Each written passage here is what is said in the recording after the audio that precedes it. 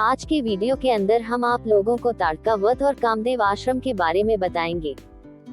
दूसरे दिन ब्राह्म मुहूर्त में निद्रा त्याग कर मुनि विश्वामित्र तृण शैयाओं पर विश्राम करते हुए राम और लक्ष्मण के पास जाकर बोले, हे राम और लक्ष्मण, जागो, रात्रि समाप्त हो गई है। कुछ ही काल में प्राची में भगवान भुवन भास्कर उदित होने वाले हैं। जिस प्रकार वे अंधकार का नाश कर समस्त दिशाओं में प्रकाश फैलाते हैं, उसी प्रकार तुम्हें भी अपने पराक्रम से राक्षसों का विनाश करना है। नित्य कर्म से निवृत्त हो, संध्या उपासना करो, अग्निहोत्र आदि से देवताओं को प्रसन्न करो, आलस्य को त्यागो और शीघ्र उठ जाओ, क्योंकि अब सोने का समय नहीं है। गुरु की आज्ञा प्राप्त होते ही दोनों भाइयों ने शय्या त्याग दिया और नित्य कर्म एवं स्नान ध्यान आदि से निवृत्त होकर मुनिव के साथ गंगा तट की ओर चल दिए।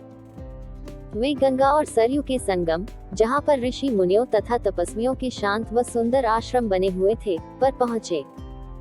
एक अत्यधिक सुंदर आश्रम को देखकर रामचंद्र ने गुरु विश्वामित्र से पूछा, हे गुरुवर, ये परम रमणीक आश्रम किन महर्षि का निवास स्थान है?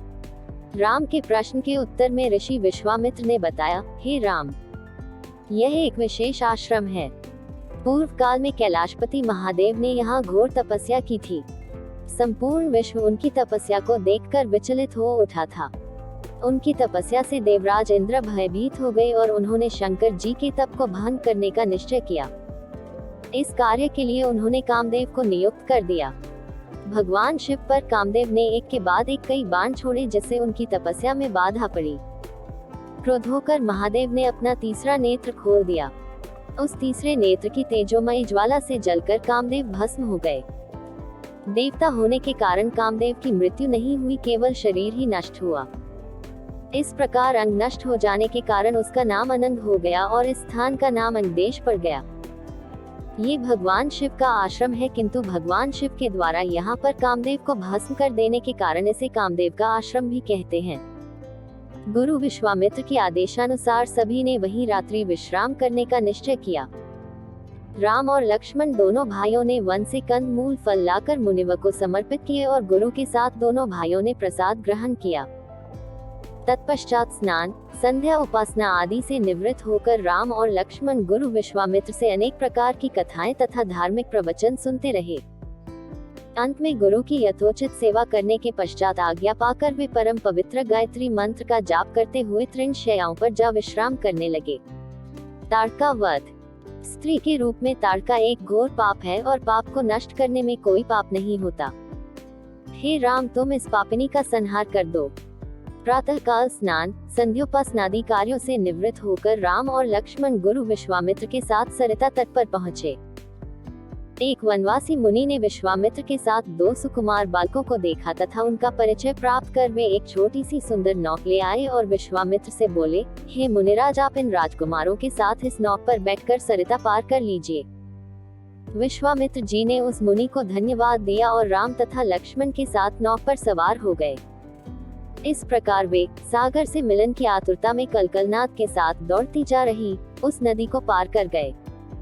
नदी के उस पार एक भयानक वन था। उस वन को देखकर राम बोले, गुरुदेव, यह वन तो बड़ा भयंकर है। सभी ओर से सिंह, व्याघ्र आदि हिंसक पशुओं के दहाड़ने और हाथियों के चिंघाड़ने की ध्वनि आ रही है। जंगली सुअर, भालू, वन भैंसे आदि वन्य प्राणी भ्रमण करते दृष्टिगत हो रहे हैं।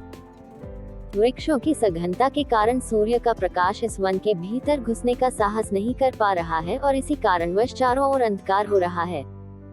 इस अति दुर्गम वन का क्या नाम है? राम के इस प्रश्न का उत्तर विश्वामित्र ने इस प्रकार दिया, हे राघव, पूर्व काल में इस स्थान में वन न होकर मलदा और करुक नाम के दो बड़े समृद्ध राज्य हुआ करते थे। दोनों ही राज्य ऊंची ऊंची अट्टालिकाओं, वीथिकाओं तथा सुंदर पथों से सुशोभित थे तथा धन धान्य और समृद्धि से परिपूर्ण थे। दूर दूर के व्यापारी यहाँ पर व्यापार करने आया करते थे, किंतु ताड़का नामक एक यक्ष कन्या ने उन दोनों राज्यों का विनाश कर दिया। ऋषि विश्वामित्र ने आगे बताया, ताड़का कोई साधारण स्त्री न होकर सुन नाम के राक्षस की पत्नी और मारीच नामक राक्षस की माता है। उसके शरीर में 1000 हाथियों के बराबर बल है और वह अत्यंत पराक्रमी और शक्तिशाली है। इस प्रदेश को नष्ट करने के पश्चात ताड़का ने अपने पुत्र मारीच के साथ मिलकर यहाँ के समस्त निवासियों को मारकर खा डाला। अब उनके भय से यहाँ 2-2 कोस दूर तक किसी मनुष्य की परछाई भी दिखाई नहीं देती। भूलवश यदि कोई यहाँ आ भी जाए तो जीवित नहीं लौट पाता। उसी ताड़का का संहार करने के लिए ही मैं तुम्हें यहाँ लाया हूँ। राम ने आश्चर्य से पूछा, गुरुदेव, स्त्रियां तो कोमल और दुर्बल होती हैं, फिर ताड़का में 1000 हाथियों का बल कैसे आ गया? ऐसा प्रतीत होता है कि अवश्य कुछ न कुछ रहस्य है। विश्वामित्र बोले, वत्स, तुम्हारा कथन सत्य है और वास्तव में इसके पीछे एक रहस्य है। सुकेतु नाम का एक अत्यंत बलवान यक्ष था। वह संतानहीन था, अतः संतान प्राप्ति के उद्देश्य से उसने ब्रह्मा जी की कठोर तपस्या की। उसकी तपस्या से प्रसन्न होकर ब्रह्मा जी ने उसे संतान होने का वरदान दे दिया। परिणाम स्वरूप ताड़का का जन्म हुआ। सुकेतु के द्वारा ताड़का के अत्यंत बली होने का वर मांगने पर ब्रह्मा जी ने उसके शरीर में 1000 हाथियों का बल दे दिया। विवाह योग्य आयु होने पर सुकेतु ने ताड़का का विवाह सुन नामक राक्षस से कर दिया और उससे मारीच का जन्म हुआ। मारीच भी अपनी माता के समान बलवान और पराक्रमी था। वह सुन राक्षस का पुत्र होकर भी स्वयं राक्षस नहीं था, किंतु बाल्यकाल में वह बहुत उपद्रवी था। ऋषि मुनियों को अकारण कष्ट दिया करता था। उसके उपद्रवों से त्रस्त होकर एक दिन अगस्त्य मुनि ने उसे राक्षस हो जाने का शाप दे दिया। अपने पुत्र के राक्षस गति प्राप्त हो जाने से सुंद अत्यंत क्रोधित हो गया और अगस्त्य ऋषि को मारने दौड़ा। इस पर अगस्त्य ऋषि ने शाप देकर सुंद को तत्काल भस्म कर दिया। अपने पति की मृत्यु का बदला लेने के लिए ताड़का भी अगस्त्य ऋषि पर झपटी। इस पर अगस्त्य ऋषि ने शाप देकर ताड़का के सौंदर्य को नष्ट कर दिया और वह अत्यंत कुरूप हो गई। अपनी कुरूपता को देखकर और अपने पति की मृत्यु का बदला लेने के लिए ताड़का ने अगस्त्य मुनि के आश्रम को नष्ट करने का संकल्प किया है। अतः हे राम, मैं तुम्हें आज्ञा देता हूँ कि तुम ताड़का का वध करो। तुम्हारे अतिरिक्त इसका वध कोई भी नहीं कर सकता। अपने मन से यह विचार निकाल दो कि यह स्त्री है और स्त्री का वध मैं कैसे करूं। स्त्री के रूप में यह एक घोर पाप है और पाप को नष्ट करने में कोई पाप नहीं होता। समस्त संशय को त्याग कर मेरी आज्ञा से तुम इस पापिनी का संहार कर दो। राम ने कहा, गुरुदेव, आपकी आज्ञा मुझे शिरोधार्य है। समस्त मानवों के कल्याण के लिए मैं अवश्य ही ताड़का का वध करूंगा। इतना कहकर राम ने अपने धनुष पर बाण रखकर उसकी प्रत्यंचा को कान तक खींचकर भयंकर टंकार किया। टंकार से उत्पन्न ध्वनि से समस्त वन प्रांत गुंजायमान हो उठा। वन्य प्राणी भयभीत होकर इधर उधर भागने लगे। इस प्रकार की अप्रत्याशित खलबली मची देखकर ताड़का क्रोध से भर उठी। धनुष ताने राम को देखते ही इस विचार से कि कोई अपरिचित कुमार उसके साम्राज्य पर आधिपत्य करना चाहता है, वह क्रोध से पागल हो गई। राम पर आक्रमण करने के लिए वह तीव्र गति से उन पर झपटी। ताड़का को अपनी ओर आते देखकर राम ने लक्ष्मण से कहा, हे सौमित्र, ताड़ के वृक्ष जैसी विशाल और विकराल मुख वाली इस राक्षसी का शरीर कितना कुरूप है। इसकी मुख मुद्रा देखकर ही प्रतीत होता है कि यह बड़ी हिंसक है और निरीह प्राणियों की हत्या करके उनका रक्तपान करने में इसे बहुत आनंद आता होगा। तुम एक तरफ सावधान होकर खड़े हो जाओ और देखो कि कैसे इसे मैं अभी यमलोक भेजता हूँ।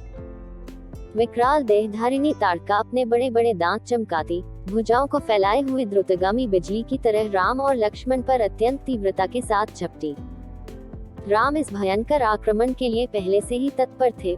उन्होंने तीक्ष्ण बाण चलाकर उसके हृदय को छलनी कर दिया। उसके वक्षस्थल से गर्म गर्म रक्त की धारा प्रवाहित हो उठी। वह आक्रमण करने के लिए पुनः टूट पड़े। इससे पूर्व ही राम ने एक और बाण चला दिया जो सीधे उसके वक्ष में जाकर लगा। वह पीड़ा से चीखती हुई चक्कर खाकर भूमि पर गिर पड़ी और अगले ही क्षण उसके प्राण पखेरु उड़ गए। राम के इस रण कौशल और ताड़का की मृत्यु से ऋषि विश्वामित्र अत्यंत प्रसन्न हुए। उनके मुख से रामचंद्र के लिए आशीर्वचन निकलने लगे। गुरु की आज्ञा से वहीं पर सभी ने रात्रि व्यतीत किया। प्रातःकाल उन्होंने देखा कि ताड़का के आतंक से मुक्ति पा जाने के कारण उस वन की भयंकरता और विकरालता समाप्त हो चुकी है। कुछ समय तक उस वन की शोभा निहारने के उपरांत स्नान पूजन से निवृत्त होकर वे महर्षि विश्वामित्र के आश्रम की ओर चल पड़े। तो दोस्तों, कैसा लगा आज आप लोगों को हमारा वीडियो? आशा करते हैं सभी को पसंद आया होगा। पसंद आया तो हमारे चैनल को सब्सक्राइब करना ना भूलें।